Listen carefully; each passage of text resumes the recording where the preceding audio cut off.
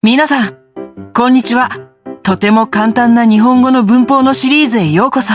この文法シリーズは、それぞれの文法の使い方や意味を、できるだけ簡単に説明するように頑張ります。みんながその場にあった文法で使えるように、話し言葉と書き言葉の2つに分けます。動画を最後まで見て、日本語のプロになりましょうね。では、始めましょう。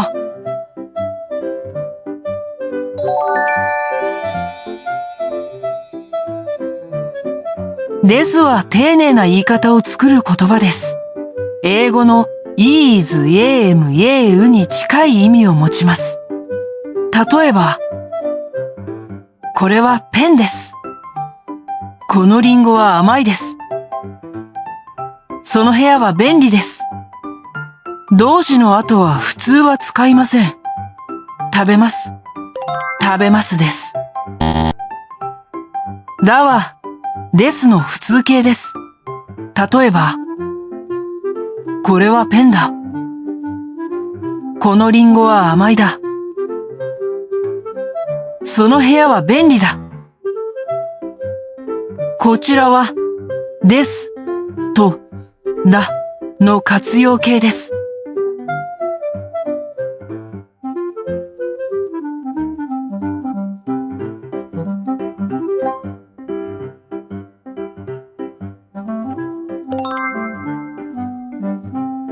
ですは、目上の人、先生、初めて会う人、会社の人などに話すときに使います。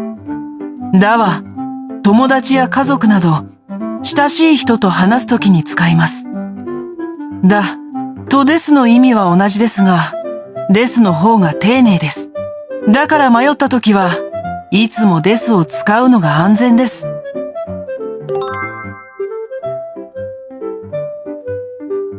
あなたの名前は何ですか？私の名前は、さくらです。日本人ですか？いいえ、中国人です。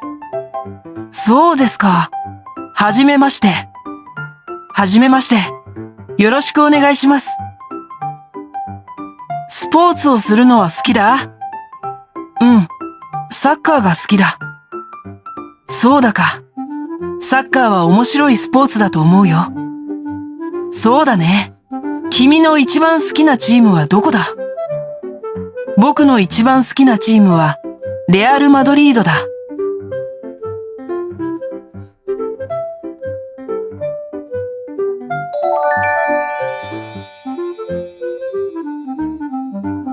わとがは、とても間違いやすい助詞ですよね。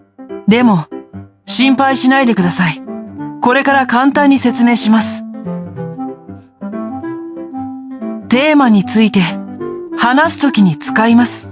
紹介や説明のときに使います。知っていることに使います。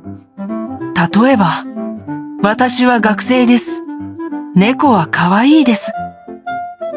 特定の人や物を言うときに使います。強調や質問への答えのときに使います。知らない新しいことに使います。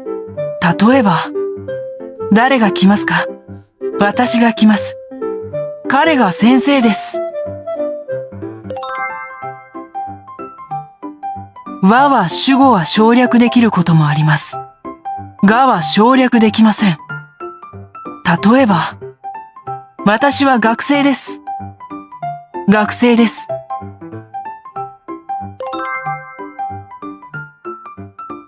今日は天気がいいですね。そうですね。公園は賑やかです。誰が公園にいますか？友達がいます。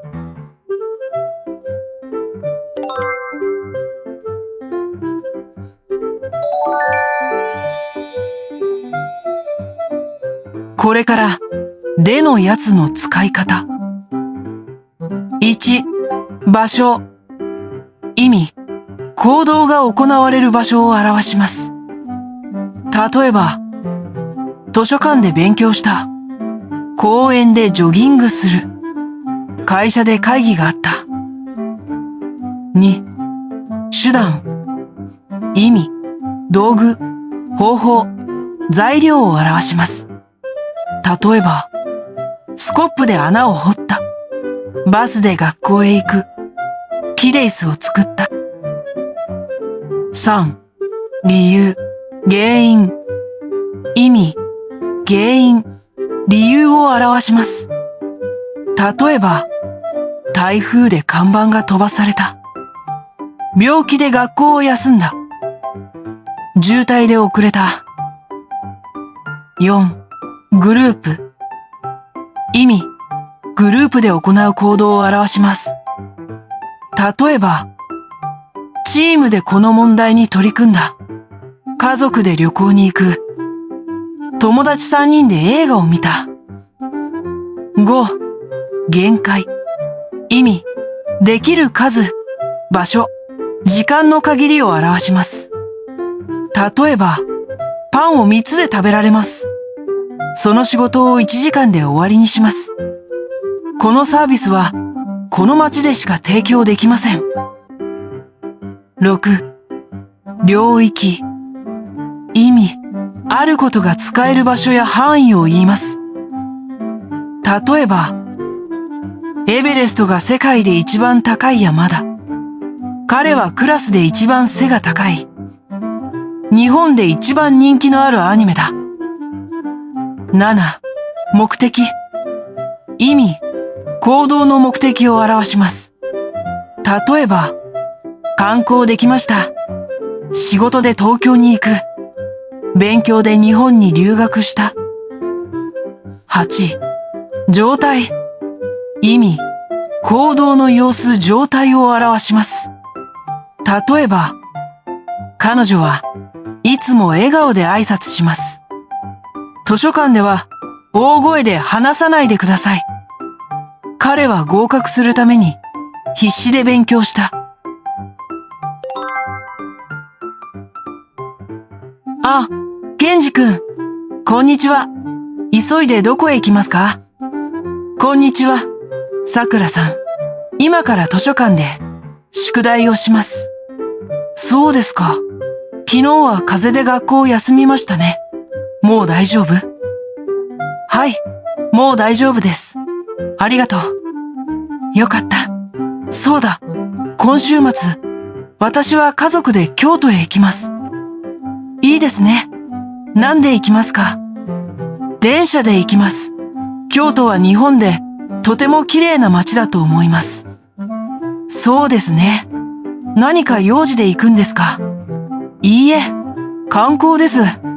あ、駅前のお店、お団子が100円で買えますよ。安いですね。